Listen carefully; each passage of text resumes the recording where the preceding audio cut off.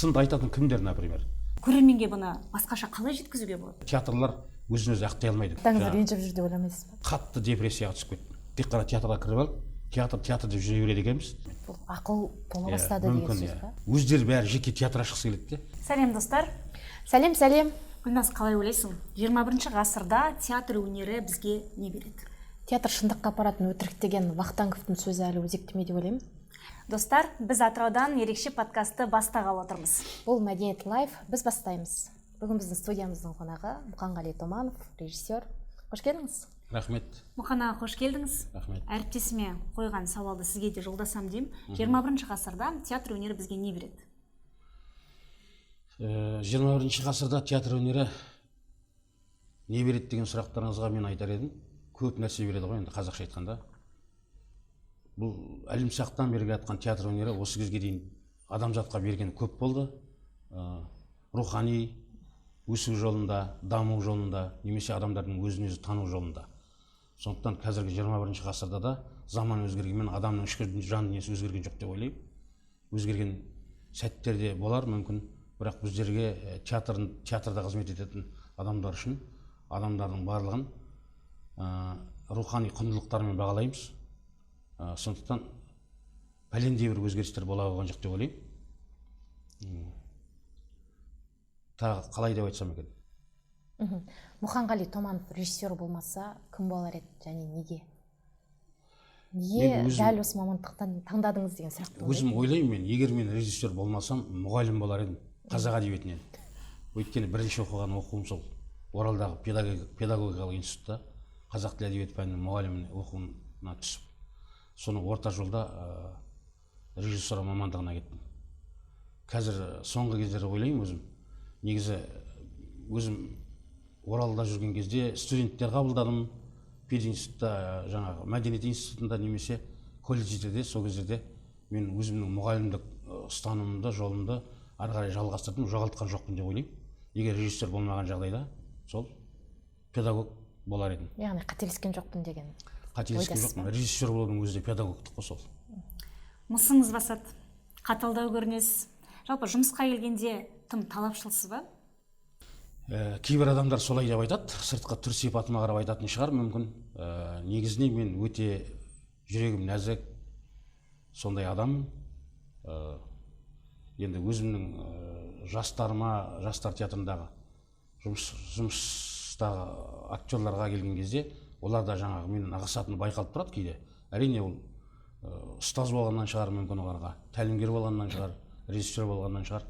Бірақ негізі адамдармен сөйлесіп, шүйіркелесіп кеткен кезде менің жан дүниемнің нәзік екенін байқайды олар. 8 жыл бұрын келдіңіз қалаға. Атырауда неге қалдыңыз? 8 жыл бұрын шақыртумен келдім осы жаққа.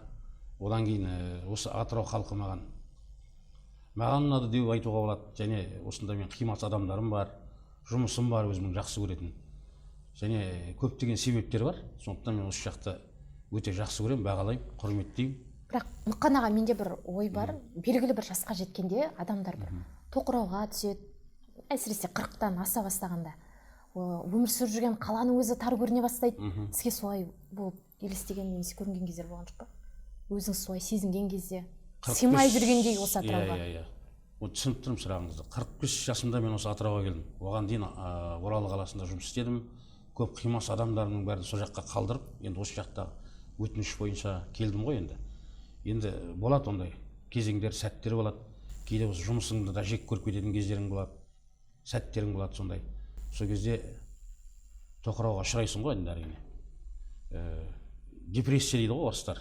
Сондай кезеңдердің бір спектакль қойып болғаннан кейін босаған шелек сияқты дейді ғой қазақтар, енді сол сияқты өзің сезініп, жалғызсырап, басқа жақтарға кеткің келіп тұратын сәттер жиі болып тұрады ондай. Қалай шығасыз одан? Одан қалай шығасыз?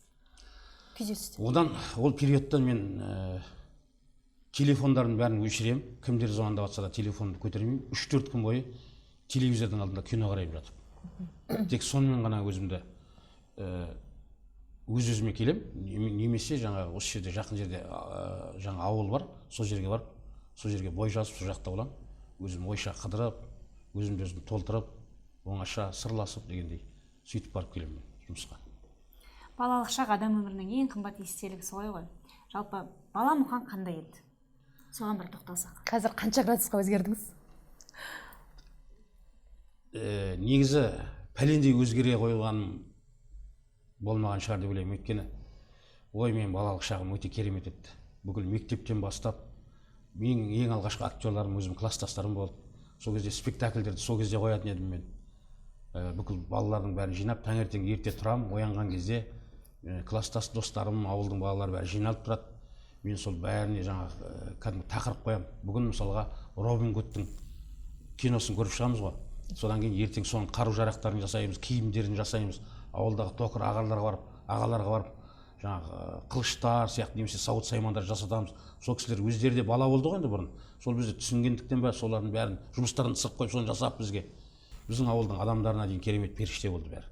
Сол ауылдағы сол керемет сағыныштар, қимастықтардың барлығы қазіргі менің өн бойымда сақталған. Сол қазіргі мысалға пәлендей өзгере қойған жоқпын дегенім сол балалықтағы сол ойындардың бәрін қазір мен өмірлік жұмысыма айналдырып солай қалыптасты. Сондықтан мен балалық шақпен әлі өмір жүрмін деп ойлаймын. Театрда да солай ғой енді ол. Жаңағы шындық бар, қиял бар. Сондай нәрселердің барлығы қазір өзімнің төңірегімде, тұла бойымда. Бірақ ол белгілі бір мақсат қоюға кедергі келтіреді деп ойламайсыз ба? Амбиция деген нелер бар, кейбір адамдар сол арқылы жетістікке, биікке жетіп жатыр дегендей. Бұл сұраққа да жауап бере кетейін. Негізі мен өмірлік өзімнің жолымда осы күнге дейінгі осындай бір биік мақсаттарды қоймаған екенмін. Талаптар дейма, қалай деп айтуға болады. Өзім жақсы көретін жұмысымды сол арқылы бүкіл адамға қажетті нәрселердің бәрін содан табамын. Кедергі келтірмейді деп ойлаймын мен. Бірақ сіздің тісіңіз батпайтын шығарма бола ма? Кейбір туындыдан тапсырыспен келетін осы тақырыпта сіз қоюыңыз керек. Сізге жат. Болады, ондай тақырыптар болады. Жұмысымның барысында айтқанда, мысалға деген қазір не көп, драматургтер көп қой жазатын. Кейбіреулері жаңа деген жоғары бір белгілі адамдар бар мысалға, солар өзінің өмірбаяны жөнінде жазады, немесе тағы бір тақырыптар жазады да, сосын біздерге соны режиссерларға әкеліп тықпалайды, жаңағы қоюымыз керек осыны деген сияқты. Одан жаңағы жоғары жақтағылар келіп бізге осында кім бар еді қоятын деп біздерге ұсынатын жағдайлар болады. Сол кездердің барлығында қиналып қалатын сәттеріміз болады, өйткені ол заказ ғой жаңағы. Сонда бұрын марқұм Рахымжан аға бар да, сол кісіге апаратын едім жаңағы пьесалардың бәрін. Аға, мынау енді мүмкіндік болмай тұр, не істерімді білмей тұрмын, осы шығарманың бәрін қой деп жатыр.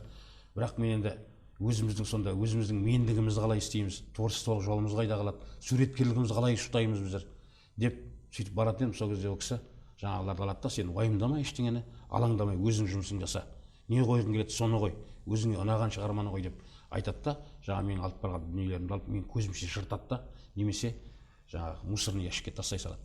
Өзім жауап беремін дейді. Сондай керемет ағалардың тәрбиесін, тәлімін көргеннен кейін сол кезде ойлайсың көп нәрсені. Қазір солар жоқ қой енді. Не ойладыңыз? Қазір сол кісілердің жоқтығын ойлайсың да, арқаңнан жел үрлеп тұратын сияқты сәттер болады кейде. Енді қамқор ағалардың жоқтығына қынжыласың кейде. Қолдау жетіспейтін деп ойлаймын. Сол кезде жаңағыдай тоқырауға түсетін кездерде көп болады сондай кезде. Өмірдің қысқалығына қонасың ғой, бір сөзбен айтқанда. Режиссер қойылымның мән мағынасын айшықтау үшін жалпы бас аяғын күзеп, тігісін жатқызу оңай шаруа емес. Өзіңіздің бір ерекше әдіс тәсіліңіз бар ма осы ретте? Енді біздер сол режиссурдан 5 жыл оқығаннан кейін соның бүкіл теориялық жағынан біліммен сусындадық қой енді. Одан кейін ол бір бөлек, практика жүзінде бір бөлек қой. Өзімнің пәлендей методым жоқ менің. Бірақ енді біздерге Станиславский жүйесімен Михаил Чеховтың брехтардың жүйелерін жұмыс жасауға тура келеді. Енді ол теория жүзінде айтқанда. Соның барлығына айналып келген кезде өзіңнің жаңа стилистиканың табасында, жұмыс барысындағы. Сол біріншіден мен өзім мұғалім сияқты кәдімгідей үйде қатты дайындаламын жұмысыма. Келгенде актерларға не айтатынымды білемін, қалай жұмыс жасау керек екенін білемін, жүйелеп алғанмын да мен. Әрбір қойылымға солай кіріскеннен кейін ба, жаңа өзімнің қолтаңбаларым шыға бастаған сияқты болып көрінді осы күні. Қолтаңба демекші, сіз театр деп қол қояды екенсіз? Иә. Неге? Әу бастан өзім сол театр деп қол қоятын едім. Сол өзім байқамайды екен, бірақ соны. сол әбден өмірлік дағдыма айналып кеткен ғой. Соны бір күндері жаңа бір қасымдағы достарым, өнердегі адамдар айта бастады да, жаңа сен театрда қол қоясың ғой деп.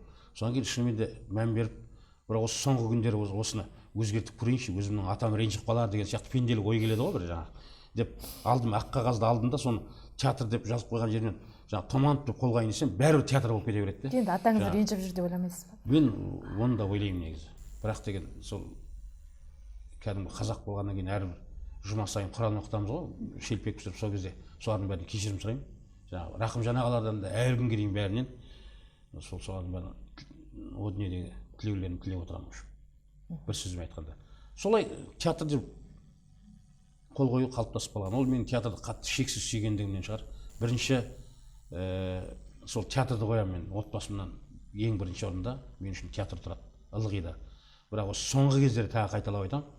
Сол негізі менікі дұрыс емес осы. Ең бірінші адамның отбасы тұру керек қой деген ойларға осы енді келе бастадым мен. Ақыл тола бастады деген сөз ба? Мүмкін. Ақыл тола бастады ма, әлде айналамдағы жұрттарға қарай бастадым ба, мен қалай өмір сүріп жүрмін, жұрттар қалай өмір сүріп жүр, қалай деген сияқты ойлар келеді ғой адамға енді. Содан кейін кішкене есейіп келе жатырық па, жылдар есейтеді ғой бәрін. Сосын жан-жағыма қарайсың. Балалар өсіп келе жатыр. Жан-жағыңа қарасаң, өмір кішкене басқаша өрнектеліп жатыр екен. Содан кейін негізі жанұя бірінші мүмкін заман өзгеріп бара жатыр. Заман өзгеріп бара жатыр. Әртүрлі жағдайлар бар, жаңағы социалды құндылықтар бар, әлеуметтік құндылықтар бар. Солардың барлығы әсер ететін кездер бар ғой. Содан кейін де ойлана бастаған сияқтымын. Енді тағы бір сұрағым бар. Әр қойылымның декорациясына миллиондаған қаржы бөлінеді. Әсіресе тарихи драмаларға.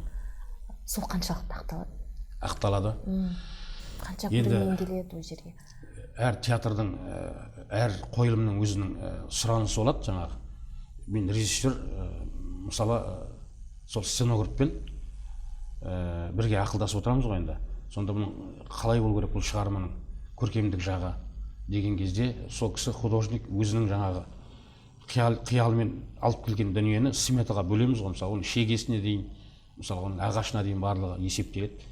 Сонда ол біршама қаржыға шығып кетуі мүмкін. Бірақ біздің театрдың шынын айту керек, ол қаржылар қайтарылмайды. Ол тек бір өтімді қазіргі заманауи спектакльдер болмаса қайтарылмайды. Ол бірақ жаңағы рухани құндылықтарды адамдардың келіп соны көру үшін, мысалға үлкен спектакльдер бар ғой, мысалға қалай деп айтсақ екен, мысалға француздың Наполеон деп айтайық, мысалға қазақтікін қозғамай ақ қояйық. Наполеон шығармасын қою үшін сен оны минимализммен қоя алмауың мүмкін ғой, мысалға. Сондықтан Қасымхан бізде. Иә, мысалы Қасымхан деген сияқты. Немесе мысалға көп қой енді. Шалгизді мысалға алайық. Көбіне қайтпай қалуы мүмкін, ықтимал енді ол. Бірақ енді оны басқа шығармалармен толтырып, жабылып отырады ғой. Негізі театрлар өзін-өзі ақтай алмайды көбіне. Бұл көрермендер үшін таза қызмет ететін үлкен өнер ордасы ғой. Тарихи қойылымдар дедік, расымен көп қаражат бөлінеді. Қаражаттан бөлек осы декорацияларды гастрольдік сапарға шыққанда алып жүру де оңай шаруа емес. Жалпы біздің театрлардың декорациясына минимализм қажет емес пе, қалай ойлайсыз? Ол шығарма бара деген ой ғой бізде. Минимализм жалпы театрлардың тенденциясында қазір минимализмге келе жатыр ғой. Бұрыннан болған қайталап келе жатыр. Ол минимализм бұрын болған, одан кейін советтік дәуір кезінде социалистік сұраныстарға, мысалға Қарағанды туралы спектакль болатын болса, шахтасы болу керек деген сияқты, оның темірлері сөйтіп салынды ғой деген. Сөйтіп көрсетілді бұрын. Енді қазіргі замандарда минимализм кәдімгідей пайдаланыла бастады. Оның біраз болды оның шыққанына да. Енді гастрольдерге шыққан кезде арнайы жағын оған қаржы бөлінеді, машиналарды жалдаймыз деген сияқты. Немесе өз машинамыз болса, соған тиеп апарамыз. Енді көрермендердің тұшынып спектакль көру үшін соның бәрі де керек. Минимализм де керек, жаңағы шарттылық та керек, үлкен туындылар үшін үлкен декорациялар да керек. Оның бәрі рөл атқарады. Көрермен қойылымға дайындықпен келу қажет пе? Кейде спектакльге қатысады, бірақ ештеңе түсінбесе, ол режиссурада кемшін бар деген сөз емес пе? Біздер енді айтамыз ғой, қазір сондай, біздер емес енді айтатын, солай айтыла бастады. Көрермендер дайын келу керек осы шығармаға, мысалға Шекспирдің қойылымына, дайын келу керек, оқып келу керек деген сияқты. Ол енді маркетология жағынан шығар, мүмкін менеджмент жағынан шығар, немесе келгенде көрермендер жаңағы мына шығарма осылай жазылған екен, оны режиссер қалай қойды екен деген сияқты салыстырмалы түрде көру үшін болуы мүмкін. Бірақ енді мен өз басым дайындалып келсін деп ондай нәрсе қоя алмаймын оларға, талап қоя алмаймын. Өйткені суреткерлік деген нәрсе көрерменнің өзінің қабылдауы, талғамына байланысты өзгеріп отырады ғой. Сондықтан пәлендей бір дайындалып келу міндетті емес деп ойлаймын өзім. Театр ғой ол. Кітап бөлек, театр бөлек. Оны көрермен кәдімгідей санасына салып, сөйтіп дайын келеді ғой өзі. Әркім өз деңгейінде өз санасында. Қазір атақты адамдарды насихаттау үшін жалпы биографиялық спектакльдер жиі қойылып жүр, иә? Өзіміз жиі байқайтынымыз сол. Енді сіздің бұған көз қарасыңыз, жалпы бұл тенденция дейміз бе, үрдіске айналды ма? Көрерменге бұны басқаша қалай жеткізуге болады? Бір сценариймен да? Сол бала, дана, яғни тұлға болып қалыптасуы. Бағытын өзгерту қажет емес пе? Ол да бар ғой, театрларда қазір өкінішке орай содан құтыла алмай жатқанымыз рас енді ол. Мысалға бір портреттік герой. Не кедергі? Не кедергі? Ештеңе кедергі емес оған енді. Ол режиссердің жаңағы өзінің көркем дүниені тани бастауында, тұлғаны қай жағынан тани бастауында шығар. Мүмкін оған көрермендер де сол күйінде көргісі келетін шығар. Мысалға біздер кеше Жастар театрында Илья Жақан туралы спектакль қойдық. Сонда Илья Жақанды ойнаған біздің кейіпкерлер болды, онда актерлар. Сондықтан режиссердің талап етуде олардан оны дәл сол күйінде суреттеп, образдап керек емес екенін, солай да қабылданатынын жұртқа сөйтіп түсіндірді. Көп жерлерде солай ғой, театрларда. Кәдімгі бұрынғы кездегі Ленинді ойнаған кезде Москва апарып, грим салып, самолетпен әкеліп сөйтіп. Ол кезде сенеді адамдар, солай болу керек болды. Дәстүрлі болды. Қазір дәстүрлі емес театрлар. Шарттылық дегенге, театр дегенге сенеді адамдар, сөйтіп қабылдап келеді және олар. Сондықтан енді неге олай емес, бұлай емес деп айтатындар бар шығар енді. Бірақ біздерге дәл сол күйінде жаңа белгілі бір адамды сол күйінде көрсетіп беру міндетті емес. Рахымжан Отарбаевтың жалғыздығы, шоқтығы биік туынды сіз қысқа көлемді шығармаға үлкен масштаб бере алдыңыз. Шеберлігіңізге тәнтімін. Сол кездегі туындыны қалай бердіңіз? Қандай күйде болдыңыз? Соны айтсаңыз. Енді Рахымжан ағамен рухани жақсы байланыста болдым. Аға дейміз ғой енді ол кісіні. Осында 8 жыл бұрын келген кезде қарсылап алып, сол бала демей, жаңа өзінің ақыл кеңесін айтып, айналайын, бұл да бір ел, Атырау деп, жаңа сөйтіп қарсылап алған ағаларымыз ғой. Енді ол кісі қайтыс болып кеткен кезде қатты қиналып қалғанымыз рас, енді жасырмаймыз. Қатты сол кісіге сеніп алғанымыз ғой біздер, жастар.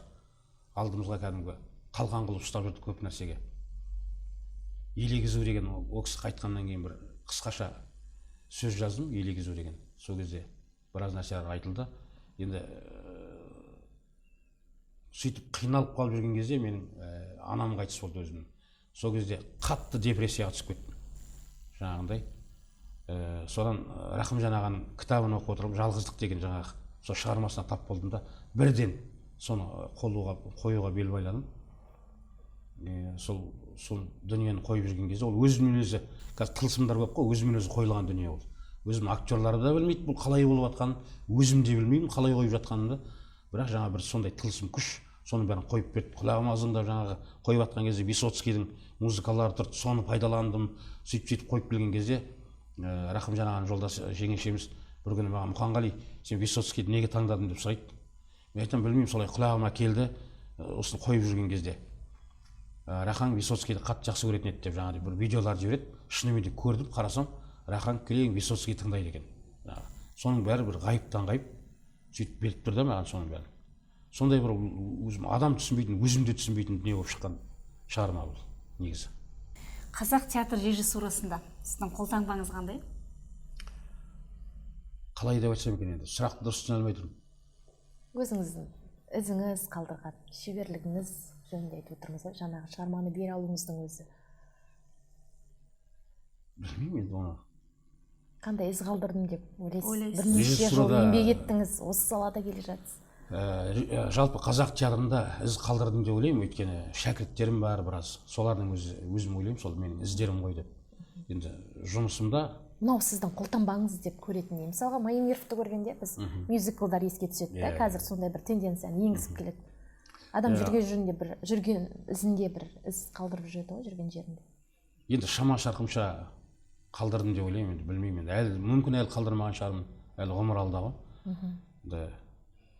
Біздер енді драма театрының режиссері болғаннан кейін әр жанрға да бара береміз ғой, комедияға да, мюзиклды, жаңа Асхат енді сол мюзиклді таңдады, екеуміз бірге оқыдық. Мен енді көбіне классикалық шығармаларға, Чеховтардың материалдарына көбірек барамын мысалы. Өзім пайымымша, түсінігімше соны сағыналаймын. Ол Алматы жаққа барған кезде көп адамдарға сол ұнап жатыр мысалы. Чеховты сіз басқаша көреді екенсіз деген сияқты. Бұйырса бір фестивальдарға да барамыз деген ниет бар Москва жаққа. Сол шақыртылу бойынша Алла қаласа барып қалуымыз мүмкін. Адамның жан дүниесін зерттеу, адамның жан дүниесін ашу. Чеховта сол нәрселер бар ғой. Сол ұқсастығымыз да сонда болуы мүмкін. Енді қолтаңба деген өте қиын нәрсе ғой. Уақыт көрсетеді оның бәрі. Актер режиссердің қолындағы марионетка деген сөзбен қаншалықты келісесіз? Олай емес деп есептеймін. Өйткені актердің өзі деген жақсы білімді болатын болса, ол сенімен кәдімгідей тайталасып тұратын болса, ешқандай оның марионетка бола алмайды олар. Мысалы, жаңағы айтқан жалғыздықта Бекетпен қанша жұмыс жасау, бір сөзбен айтқанда кәдімгі жанның рахаты. Оның әрбір нәрселер қалай табатыны, сенің берген тапсырмаңды оны қалай орындайтыны, жаңағы актердің өзімен өзі жұмыс деген бар ғой бізде. Сонда қалай жұмыс жасайтыны көбіне үлгіде ол. Бірақ ол өзі осындай нәрселерден, көпке көрінуден, көптің алдынан шығудан қашады ол. Ал басқа Алматыдан келгендер, Алматы деп айтып тұрмын, үлкен қалалардан келгендер жақсы, солардың барлығы Бекеттің жұмыстарын көріп, жалғыздықтағы жұмыстарын көріп, шақырған көбі жаңағы сол жаққа. Сен не істеп жүрсің мына жақта? Сен мына жақта қалай жүрсің? Деген сияқты жаңағы шақыруларды көп естиміз де. Жаңағы, бірақ Бекеттің бір сөзі бар айтатын, мен аға о жаққа барғанмен, мен екінші жартысым жүрегім осы жақта қалады ғой, бәрі мен қалай жүремін о жақта деп. Сондықтан өзінің еліне адал, топырағына адал, таза өнердің адамдары бізде Атырауда көп негізі. Соның біреуі бірегей Бекет. Оны ылғи да осы телевидениемен шақырған кезде Бекетті айтып отырамын негізі. Қалдырмай айтып отырамын. Жалпы шетелдік театр мектептері мен қазақстандық театрлардың айырмашылығы неде? Қалай ойлайсыз? Айырмашылық көп қой енді. Бізде кішкене орысша айтқанда помпезностьтар көп болуы мүмкін. Қызыл дорожка дегендер, мысалы гүлдер деген сияқтылар. Енді біздің қарайтынымыз. Ол шетелде бәрі өте қарапайым. Мысалға адамдар өте қарапайым. Спектакльді ойнап жүреді де, актерлар кішкенеден кейін шығып сенімен бірге шай ішіп тұрады деген сияқтылар. Енді баяғыдан бар нәрселер ғой. Бізде кішкене солардың бәрі қатаңдау ма қалай жаңағы. Актерлар көрінбеу керек деген сияқты. Қазір соңғы кездері жастар театрында да басқа жерлерде ондай үрдіс бар ғой. Қазір актерлармен спектакльден шығып бірге фотоға түсіп, шай ішіп тұратын. Жалпы енді өнер жағынан келетін болсақ, біздер енді қалай дегенмен де Қазақстан театрлары орыстардан үйренуші ғой. Сол мектебіміз сол жақтан, жаңағы шетелдің өздерінен де жаңағы барған кезде ол үшін бәрі тәжірибе алмасып, сол жақпен көп араласқаннан кейін барып, біздің қазір қазақ театрларына сол үрдістер там-тұмдап келіп жатыр қазір. Сол жаңа заман режиссурасында қандай трендтерді байқап жүрсіз? Қандай трендтер дегенде қазір қалай деп айтсам екен сізге? Сол жақ шетел театрларынан көргендерінің барлығын осы жаққа әкеліп салуда бар ғой енді ол. Енді көрген нәрсені әкелуде ол деген үлкен өнер. Бірақ ол таза болу керек, ол жағы. Жастарда көбіне сол нәрселер бар. Сосын жастарда жаңағы не бар ғой? Еркіндік бар ғой, қалай дегенмен. Көрген нәрсесін ұсына алады олар. Соның бәрі енді дұрыс болып келе жатыр деп ойлаймын қазір. Театр өнері қалай дегенмен даму үстінде деп айта аламыз ғой. Ол дами береді ол. Қалай дегенмен. Классикалық қойылымдар дейміз, эксперименталды спектакльдер, мюзиклдер, жалпы қайсысы көрерменге жақын? Қайсысы өтімді қазір? Өздеріңіз қалай ойлайсыздар мысалға? Қазіргі соңғы кездері мюзиклдарға көп келе бастады халық, немесе ностальгиялық шығармалар көп қойыла бастады, сондықтан драмалық шығармалар кейінге қалды, сырылды деп айта алмаймыз. Ол өзінің уақыттың, өзінің сондай талаптары болады. қазір дәл қазіргі уақытта сол мюзиклдар немесе жаңағы ностальгиялық сағынышты шығармалар жақсы қойыла бастады да, көрермендер соны өздеріне тұтына бастады, рухани тұтыну солай қалыптаса бастады. Енді 5 жылдан кейін басқаша болуы мүмкін. Ол театр бір орында тұрмай дами береді дегеніміз сол ғой. Жаңағы біздер мысалға Қожаны қойсақ, көрермендердің бәрі соны рахаттанып тұшынып бала кездерін аңсап сөйтіп келеді. Кешегі Еділ Жайықта көрсек, Илья ағамыздың жаңағы керемет әндерін тыңдап, халық, мен ойлаймын, негізі той думаннан шаршаған сияқты көп әндерден енді мынау Илья ағамыздың немесе басқа бір таза қазақы композиторлардың әндерін тыңдаған кезде оларда өзіміздің кәдімгідей сағынышымыз бар, мұңымыз бар, бізге қажетті. Соны адамдар өздері тыңдап, содан нәр алып кетеді деп ойлаймын. Сосын да олар соны жақсы көріп келеді. Көздеріне жас алып кеткендері болды, өздеріңіз байқасаңыз. Сөзіңіз аузыңызда, жалпы қазір театрға бетбұрыс жақсы. Бірақ дегенмен бара-бара көрерменнің ойы өзгеруі мүмкін бе? Әсіресе мынау пандемиядан кейін театрға бәрі келе бастады, Ине шаншыр орын болмай жатады көптеген премьера қойылымдарда. Енді өздеріңіз білесіздер ғой, Москва слезам не верит деген фильмде сол кезде айтады ғой жаңағы. Болашақта телевидение басады бәрін, әлемде. Театр деген нәрсе қалады деп. Сол кезде айтқан, бірақ әлі театр қалмай келе жатыр. Керісінше театрдың атқаратын функциясы қоғамда зор болып келе жатыр да, қазір зорайып келе жатыр. Оның бәрі неден деп ойлаймыз. Өйткені адамға, жаңа мен қайталап айтам, рухани тұтыну керек те адам, содан ләззат алу керек. Сондықтан театр өнері өлмейді деп ойлаймын енді ары қарай. Сол өлмеу үшін қандай өзгерістер енгізу қажет? Театрларға қандай өзгеріс қажет? Енді әртүрлі қазір программаларда шығып жатыр, сосын маркетология, менеджмент дегендерді қазір директорлер сөйтіп атай бастады ғой. Солар енді қадірінше театрларды өркендету жолында, дамыту жолында әртүрлі жаңағы приемдарға барып жатыр, әдістерге барып жатыр, қазақша айтқанда. Мысалға деген танымал бір әншіні әкеліп, сол арқылы жаңағы касса жинау деген сияқты, немесе тағы бір шетелдерден жақсы танымал режиссерларды әкеліп спектакльдер қойғызу, халықты бұрғызу соған. Сондай әдістерге барып жатыр ғой. Енді ол да бір театрдың дамуына үлкен үлес деп ойлаймын. Енді қалай дегенмен де халық театрдан кенже қалып келе жатқан жоқ. Егер сізге ешқандай шектеусіз спектакль қою мүмкіндігі берілсе, қандай тақырыпты таңдар едіңіз? Мен өзіме етене жақын тақырып сол сағынышты тақырыптар, ностальгиялар ғой. Солардан қоюдан танбас едім. Мысалға, бұрыннан да айтам өзім. Маған мысалға космостағы ракеталар жөнінде спектакль қойғанша, кәдімгі қарапайым топырақта жалаң аяқ тұрған, мұрнынан мұрын ағып тұрған бала қызықтырақ деп. Өйткені ол біздің өзіміздің тұла бойымыз, біздің діліміз ол деген, күніміз тұрған. Сондықтан сондай нәрселер адамға әсер етуші күштер де оның бәрі. Махамбет театрынан жастар театрына ауыстыңыз, жалынды жастардың потенциалы қалай? Олармен жұмыс жасау бөлек болар? Осыдан Махамбет театрына мен ешқандай өкпем жоқ. Махамбет театрына шақырылдым. Сол 7 жылда жұмыс істеген кезде 5 гран-при алдық, сол жақта жүріп. Енді деген қимас бауырларым, актерларым сол жақта, інілерім, қарындастарым деген сияқты. Бірақ сөйте жүріп, біздер Әміржан Нұрланұлы, қазір жастар театрының директоры, жаңағы Гүлнұр бар, жаңағы сосын Асқат Мұса деген қазір МЧУЗ-ға ауысып кетті ол. Солар барлығымыз жүріп, осы жастарға бір бөлек театр ашсақ деген ой болды өзімізде. Сонымен сөйтіп соны қағазға жазып жүріп, қалай істейміз, неден бастаймыз деп жүріп, сол қазіргі күнде осы ғимаратымызда бар, Жайықтың жағасына жастар театры ашылған болатын. Енді ана жақты қиған жоқпын әрине, Махамбет театрын айтып отқан. Бірақ жастармен жұмыс жасау бір орысша айтқанда удовольствие ғой. Олардың энергетикасы, потенциалы өте мықты бұлардың. Қазір біздерде әртүрлі сабақтар өтеді, ағылшын тілі сабағы өтеді. Мынау болашақта сол музыкалық театр боламыз деген бағытта Асқат Баймұровтың театрына МЧУЗ-ға оқытып та алдық оларды. Солардың барлығы балалар өте тез қабылдап сіңіріп жатыр да бойларына.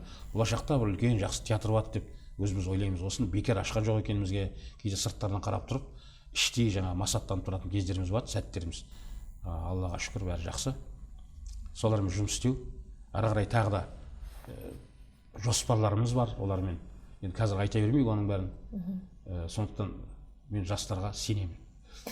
Мағжан Жұмабаев ағамыз айтқандай деймізші. Дәл солай. Енді қазір жақсы. жеке театрлар деген шыға бастады ғой. Иә. Олар өз-өзін қаржыландыру үшін не істеу керек? Енді жеке театрлармен мен Айырмашылығы неде біздің мемлекеттік театрлар? Қарым-қатынасым жоқ енді шынымен. Бірақ енді айырмашылық болуы мүмкін. Өйткені біздер мемлекеттің қолдауымен жүреміз. Облыстық мәдениеттің жоғарыдағы министерствоның деген сияқты. Енді жеке театрларға өте ауыр болуы мүмкін. Өйткені өздерін өздері қаржыландырады олар. Сондықтан олар бірақ жеке театр болғаннан кейін барлық әдістерді пайдаланады олар енді. Сөйтіп көрермен тарту жолында, менеджмент, маркетинг.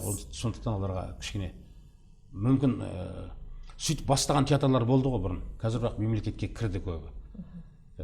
Көп театрлар сөйтіп жеке болып құрылғысы келеді. Қазір мына Астана жағы, Алматы жаққа баратын болсақ, оқып жатқан актерлардың барлығын біз шақырамыз ғой мында. Бізге келіңдер, жастар театрға келіңдер, немесе Махамбет театрға келіңдер. Олардың барлығы келгісі келмейді. Өйткені олар өздері бәрі жеке театр ашқысы келеді. Қазір сондай қалыптасқан дәстүр ме, әлде бір сол заман талабы ма, жеке театр ашқысы келеді бәрі. Енді оның барлығы бірдей жаңағы керемет жақсы театр болып кетуі екі талай ғой, өзім ойлаймын. Қиын ғой енді. Кадр тапшылығы сезілмейді ғой? Кадр тапшылығы сезіледі. Бір сұрақтарыңыз болатын болса, егер режиссерлардың қандай қиыншылығы бар деп, мен өзімнің облыстық театрлар жөнінде айтар едім, және именно өзіміздің Атырау облысының театрларында жөнінде айтатын болсақ, жаңа өздеріңіз айтқандай маман тапшылығы бір кедергі бізге болып тұрған. Егер кәдімгідей дұрыстап оқып, сол қыр-сырын меңгерген мамандар келетін болса біздің театрларға, біздің театрлар бұдан да 2 есе 3 есе жақсы болар ма еді деген ой қалыптасады да кейде. Бірақ енді Құдайға шүкір, қазіргі жастарымыз да оқып жатыр, үйретіп жатыр, жан-жақтан жаңа режиссерлар келеді, мамандар келеді. Болашақта үлкен театр сыншыларын да шақырмақшы ойларымыз бар, көп. Олардың да ойлары керек, бізге ауадай қажет қой жастарға қазір. Сондықтан Құдайға шүкір деп айтуға. Сыннан сынып кетпейсіз бе? Сыннан сынып кетпейсіз бе? Сыннан көп өттім өзім. Бірақ енді көп ондай кездерде өзім үндемей қаламын тоже. Жаңағыдай үндемей қалам, өзіммен өзім бәрін байыптап қайтадан өткізесің, қай жерден қателік кеткен жаңа айтып отырды ғой енді мамандар. Сондай кездерде сынып кететін кездер, сынып кету деп атала ма, білмеймін енді. Өзіміз ойлап тапқан термин сияқты ол сынып кету деген. Өзіңмен өзің жабыласың ғой. Көп жағынан өзің жабасың, өзіңмен өзің қаласың, оңаша тағы. Содан кейін бәрін байыптап, сараптап шыққаннан кейін, олардың дұрыс айтқан жерлері ме, бұрыс айтқан жерлері ме, соны талдап, іштей анализ жасап, содан барып содан қорытынды шығарасың ғой. Сынды айтатын кімдер, например? Дұрыс мамандар болса, ол басқа әңгіме. Енді сынды келіп жаңа осылар не істеп жатыр деген адамдар болады да, мысалға. Осыларды еріккеннің ермеуі ғой, не істеп жүр деп. Мысалға мен шынымен де кейде ойлаймын өзім. Бизнесмендер бизнесін жасап жатыр. Кейде бір таныс жолдас жігіттер бар, өздерінің жаңа заводтары бар жасап жатқан, қоғам үшін, мемлекет үшін, Қазақстанның экономикасын көтереміз деп тыраштанып жатқан, кәдімгі өздері шетелдерден жаңа шикізаттар алып келіп жасап жатқан осы қаланың сыртында сіздер біле бермеулеріңіз мүмкін, біраз адамдар бар, жастар. Солардың заводтарына барып көріп, мен көзім екінші рет басқаша ашылды. Шынымен де біздер тек қана театрға кіріп алып, театр деп жүре береді екенбіз. А мына жігіттердің жасап жатқан қандай ауқымды нәрселер біздің еліміз үшін, болашақ Қазақстан үшін деп ойлайсың жаңағы. Бірде кетіп қалдым ау деймін. Сонда жаңағы біздің жасап жатқанымыз олардың қасында бір еріккеннен ермек сияқты ғой шынымен де. Сізге солай көрінеді ме? Солай көрінуі мүмкін кейбір адамдарға. Сосын айтуы мүмкін олар сынды. Не істеп жүр олар деп жайлап езу тартып күлуі мүмкін. Дұрыс жұмыс істесіңдерші. Еркектің жұмысымен айналыссаңдаршы, дұрыс деген адамдар болды негізі. Бірақ енді біз өзіміздің жұмысымыз мемлекеттің Қазақстан театрларын дамыту, өнер жолында халық қадірінше қызмет ету, маңдайымызға пешенеміз жазған болса, соны оқыған болсақ, не істейміз біздер? Мана бір сөзіңізде қазақ режиссерларының қиындығы деп айтып қалдыңыз. Тағы қандай қиындық бар? Енді мен өзімше жауап берейін енді. Жаңа сол мамандар, біздер енді режиссер болғаннан кейін мамандарға қараймыз. Маманға қараймыз ғой біздер. Сондықтан өз басымыздағы облыстағы қиындық сол мамандар. Басқа қиындық жоқ сияқты менде. Біздің театрда тағы қандай қоғамдық мәселелер қозғалуы керек деп ойлайсыз? Көрерменге қызықты, өтімді болатын Енді көрерменнің біреуі сіздер екенсіздер, мен қуанып отырмын. Жаңағы театрдан осы эфир алды сөйлескен кезде бүкіл театрдағы қалмайтындарыңызды, спектакльдерді айтып отырсыздар. Өте керемет нәрсе. Көрермен, қоғам, халық деген соның сіздер де мүшесіздер ғой. Өздеріңізді ойлап қараңыздаршы, қандай шығармаға көп келесіздер. Жаңа айтқан, енді қандай шығармалар қою керек дегенде мен ойлаймын, қазір мына техногендік заман, адамның жалаңаштап тастады ғой бәрін. Кішкене бауыр, жаңағы адамға деген бір ілтипат, немесе бір қайырымдылық деген нәрселер мүлдем жоқ деп айта алмаймын, бірақ қатайып келе жатыр ғой қазір. Жастарды көбіне қарасаң, барлығы бірдей емес, әрине, тағы қайталамын. Қазір енді біздер кассадан билет сатпаймыз, тикетон деген шықты ғой, заман үрдісі, талабы. Сол кейде режиссерлар жаңа күлемізде отырып, қазір басқа бір тақырыптарды алып жатып, ішіне деген махаббат деп жазып қойсақ, мысалға, көрермендердің бәрі толып келеді деген сияқты әңгімелер айтып қоямыз кейде. Енді менің ойымша, сол жетпей жатыр ма махаббат? Махаббат жетпей жатқан болуы мүмкін көрермендерге. Неге десеңіз, өзіміздің пайымымызша да, пайымымызша көзімізбен көріп жүргеніміз де махаббат туралы спектакль болатын болса, заллық толы, аншлаг. Егер жаңағыдай өзіміздің ұлттық, өзімізге қажетті, мысалға, өткендерді ұмытуға болмайды ғой, мысалға, батырлар туралы қоятын болсақ, немесе тағы да қалай деп айтсақ екен, бір сондай спектакльдер қоятын болсақ, оларға мысалға деген сұраныс аз болып қалады да. Бірақ осының барлығы біздің көрермендердің, әсіресе жастардың көбіне жаңағы енді өздерінің жас ерекшеліктеріне байланыстыра болуы мүмкін. Әйтеуір махаббат деген нәрсе жазылса, махаббат деген туралы спектакль болатын болса, толып келетіні анық. Енді біздің функцияда дәстүр жөнінде немесе деген жаңағы көп қой қазір деген театр, біздің театрдан бөлек мысалға деген дәстүрлі жаңа нәрселер бар. Олардың барлығына да адамдар барып жатады деп ойлаймын. Мысалға, именно біздің театрға келетін адамдар менше тек қана махаббат емес, басқа да қойылымдарды қоюға керек келіп көруі қажет деп есептеймін. Сіз басқа елге жиі шығасыз, иә? Іс-сапармен, гастрольдік сапармен шығасыз. Сол кезде қазақ театры шетелдік көрермендерге қалай әсер етеді? Иә, біздер көбірек шығамыз шетелдерге. Тәжірибе алмасу мақсатында шығамыз. Енді спектакльдерімізді шақыртумен барып қойып та келеміз. Мысалы, жалғыздығым Санкт-Петербургқа барды, Махамбет театрында қойылған. Сол жақта да жаңа үлкен театр мамандарынан үлкен жаңағы жақсы деген бағалар алып жатыр. Мына неде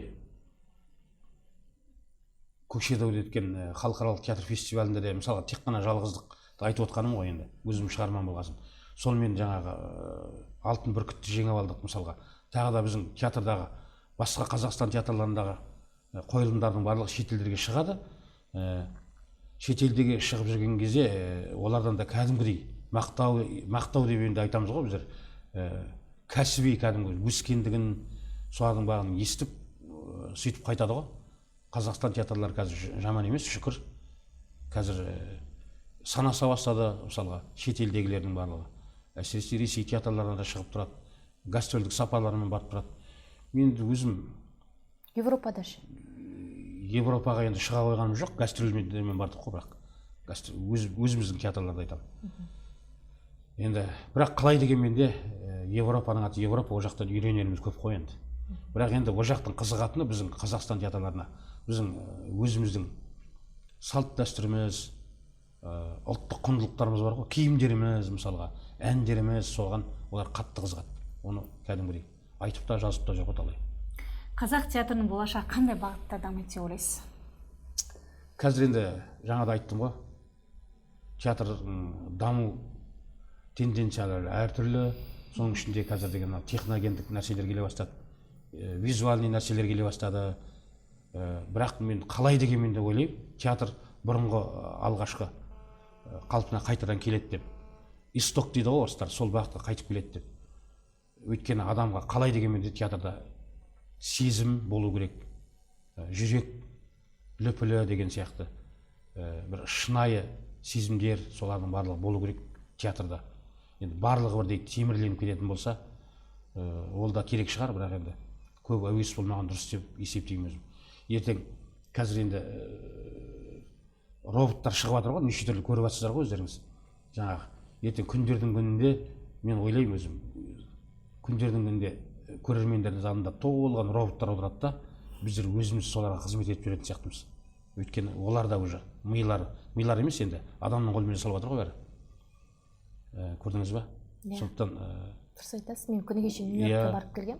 Олар AR технологиямен олар визуалды бізді театр пайдалану сахна. мүмкін болашақта. Осы қалпымызбен кете беретін болсақ. Енді ғылым дамып жатыр деп сөйтіп отырмыз ғой, бірақ біздер сонда жасанды нәрселер кетіп жатыр да, біздің шынайылығымыз қалып бара жатыр. Театр мүмкін соны сақтап қалу үшін керек шығар, тілді сақтап қалу үшін керек шығар деп ойлаймын. Мұқан аға, әсерлі сұхбатыңызға рахмет. Шығармашылық шабыт тілейміз сізге. Рахмет. Уильям Шекспир айтады ғой, сахна ол әлем, ал адамдар жай ғана актерлар. Достар, келесі кездескенше сау болыңыздар.